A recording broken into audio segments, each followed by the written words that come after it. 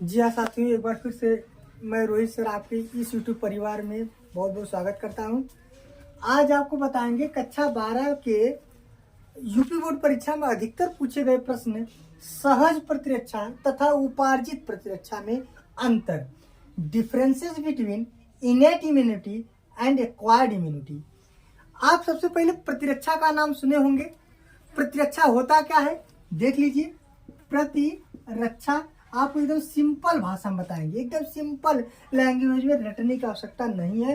अब पूरा अंतर आपको बताएंगे, जो आपको रटना नहीं होगा, अभी याद हो जाएगा। और याद हो गया, आप इसको एक बार या दो बार रफ पे स्वयं लिखेंगे तो एकदम आपके दिमाग में फिट हो जाएगा। प्रति माने होता है दूसरे, प्रति माने क्या होता है दूसरे, और रक्षा माने होता है बचाना, माने दूसरे से बचाना। यानी कि आपके शरीर में जो विभिन्न प्रकार के रोगाणु आते हैं, जैसे जीवाणु हो गया, विषाणु हो गया, प्रोटोजोआ हो गया और कवक हो गया, ये सब आते क्या करने, यह सब आते भैया रोग फैलाने के लिए। तो रोगों को उत्पन्न करने के लिए जो रोगाणु आ रहे हैं, इन्हीं रोगाणुओं से जो हमारे शरीर में इनकी सुरक्षा करता है, जो बचाता है इन्हीं रोगों से, उन्हीं को प्रतिरक्षा कहा जाता है। क्योंकि प्रति माने होता है दूसरे, रक्षा माने होता है बचाना। तो प्रतिरक्षा समस्त जीवधारियों में पाया जाता है। आपको बता दें कि प्रतिरक्षा दो प्रकार की होती है, एक जन्मजात प्रतिरक्षा होता है और एक उपार्जित प्रतिरक्षा होता है। जन्मजात माने क्या होता है कि जो जन्म से ही उनके अंदर हो, माने ऐसा प्रतिरक्षा जो उनके शरीर में जन्म से ही हो। जैसे कि एक बच्चा पैदा हुआ है, उसके शरीर में वह प्रतिरक्षा उस माता के गर्भाशय यानी माता के पेट से ही आया हो, तो वो जन्मजात प्रतिरक्षा कहलाता है। और जो जन्म के बाद अर्जित किया जाता है वो उपार्जित प्रतिरक्षा होता है। आप साधारणतः भाषा में समझिए, जैसे प्रतिरक्षा तो सभी लोग लेकर आए थे अपने माता के पेट से, तो वो जन्मजात था, मानिए तो वो तो जन्म था। लेकिन जैसे कोरोना बीमारी के लिए आया था, तो इसमें एक वैक्सीन लग रहा था कोरोना का, कोविड-19 का, तो उसमें सबको लग रहा था, सबको इंजेक्शन के माध्यम से शरीर में प्रोवाइड किया जाता था, यानी उसके अंदर प्रवेश कराया जाता था। तो वो जन्म के बाद था, माने जन्म के बाद। उप माने बाहर, अर्जित माने इकट्ठा करना, माने कि वह बाहर से अर्जित किया गया था। अर्जित माने क्या, इकट्ठा करना, तो वह उपार्जित होता है। तो आपको समझ में आ गया होगा कि प्रतिरक्षा दो प्रकार के होते हैं, जन्मजात और उपार्जित। सहज को जन्मजात कहा जाता है, जन्मजात कहा जाता है, सहज प्रतिरक्षा को जन्मजात कहा जाता है। और उपार्जित को क्या कह सकते हैं हम एक प्रकार से, वातावरणीय प्रतिरक्षा। वातावरणीय प्रतिरक्षा यानी जो जन्म के बाद वातावरण से अर्जित करते हैं, वो वातावरणीय प्रतिरक्षा कहलाता है। चलिए अब अंतर एकदम सिंपल भाषा में बताएंगे, आप लोग नोट करिएगा और समझ में आएगा तभी नोट करिएगा। चलिए सबसे पहले आप दोनों एक तरफ लिख लीजिए सहज प्रतिरक्षा, लिख सहज प्रतिरक्षा, और एक तरफ लिख लीजिए उपार्जित प्रतिरक्षा, उपार्जित प्रतिरक्षा। आपको बता दें सहज के सामने जन्मजात लिख दीजिए, क्योंकि कंफ्यूज ना हो। आप कंफ्यूज मत करिएगा, ना होइएगा कंफ्यूज, एकदम कंफ्यूज होने की कोई आवश्यकता ही नहीं है।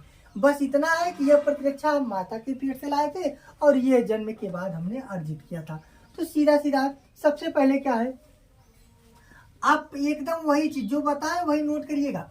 लिखिए सहज प्रतिरक्षा, सहज प्रतिरक्षा, प्रतिरक्षा जन्म से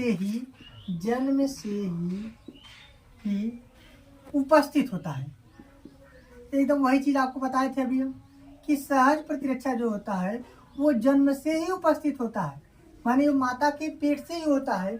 और उपार्जित प्रतिरक्षा, उपार्जित प्रतिरक्षा जन्म के बाद बाहर से अर्जित किया जाता है, बाहर से अर्जित किया जाता है, ठीक। एकदम सिंपल लैंग्वेज में पहला याद हो गया। दूसरा दूसरे अंतर की बात करते हैं। सहज प्रतिरक्षा आनुवांशिक होता है। क्यों? क्योंकि यह जन्म से ही आया है, माने यह पीढ़ी दर पीढ़ी चलेगा, यानी कि यह माता से उसके पुत्र में आया है, पुत्री में आया है, तो पुत्री से फिर उनके बच्चे होंगे, उनमें जाएगा, यानी कि यह जो प्रतिरक्षा होता है वह पीढ़ी दर पीढ़ी चलता है, और जब पीढ़ी दर पीढ़ी चलता है उसे प्रतिरक्षा कहते हैं। जैसे जो बच्चा पैदा हुआ हो तो पहले पेट से लाया था, तो वो जो उसकी माँ वो भी अपने माँ के पेट से लाई होंगी, माने कि यह पीढ़ी दर पीढ़ी स्थानांतरित होता है, माने सहज प्रतिरक्षा आनुवांशिक होता है। अब क्या कहेंगे? उपार्जित प्रतिरक्षा आनुवांशिक नहीं होता है, आनुवांशिक नहीं होता है, नहीं होता है। नंबर तीसरा अंतर, तीसरे नंबर बात करते हैं। सहज प्रतिरक्षा वंशागत होते हैं, वंशागत होते हैं, माने कि वही चीज है कि सहज वाला जो प्रतिरक्षा होता है, जो जन्मजात प्रतिरक्षा होता है, वो पीढ़ी दर पीढ़ी चलता है, माने वो क्या होता है? वंशागत होता है। और उपार्जित प्रतिरक्षा वंशागत नहीं होता है, वंशागत नहीं होता है, ठीक ना। सहज वाला प्रतिरक्षा जो होता है वह वंशागत होता है और उपार्जित प्रतिरक्षा वंशागत नहीं होता है। चलिए अच्छे, 3 पॉइंट हो गया है। अब आपको लास्ट वाला पॉइंट बता दे। चलिए, ऊपर वाला मिटा दे रहे, आप इस पे एडजस्ट कर लीजिए, ऊपर वाला मिटा दे, उसको आप एडजस्ट कर लीजिए, ठीक है ना। चलिए नंबर 4, चौथा नंबर पॉइंट याद कर लीजिए, यहाँ पे ऊपर लिख दे रहे हैं, जगह नहीं नीचे। चलिए ऊपर लिख दे रहे हैं, नोट कर लीजिए।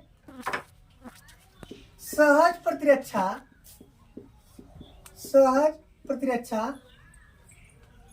अविशिष्ट होते हैं, अविशिष्ट होते हैं। उपार्जित प्रतिरक्षा विशिष्ट होते हैं, अच्छा, विशिष्ट अविशिष्ट का मतलब क्या था?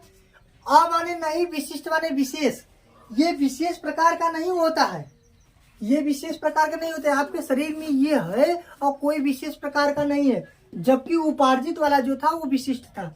ऐसे समझिए, आपके शरीर में जब ये कोरोना की बीमारी या कोविड-19 जब आया था, तो जब इसका वैक्सीनेशन हो रहा था, जब टीकाकरण हो रहा था, तो आपको अलग से लगाया जा रहा था, माने ये विशेष प्रकार का टीका था, वो आपके शरीर में पहले नहीं था, जिसके बाद आपको एक बाहरी माध्यम से बना करके तब एंट्री कराया गया, तब प्रवेश कराया गया। तो ये विशेष प्रकार का वो टीका था, जिसे हम विशिष्ट टीका या विशेष टीका कहते हैं, या विशिष्ट प्रतिरक्षा या विशेष प्रतिरक्षा कहते हैं।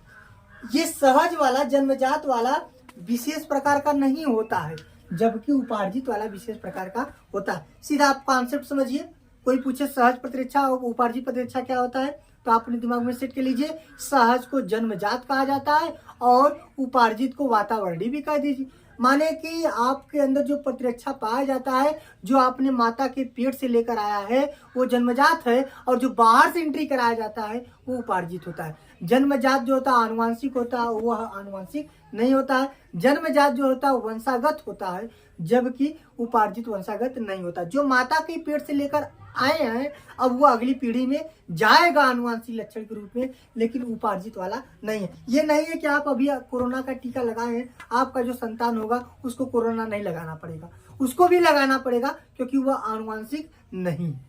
बात समझ में आया? चलिए कमेंट करिएगा, और समझ में आया होगा तो शेयर कर दीजिएगा, और नहीं समझ में आया होगा जो भी पॉइंट्स है, अगर आपको दिक्कत हो या कंफ्यूजन हो तो आप लोग कमेंट बॉक्स में बोलिएगा। तब तक के लिए नमस्कार, धन्यवाद।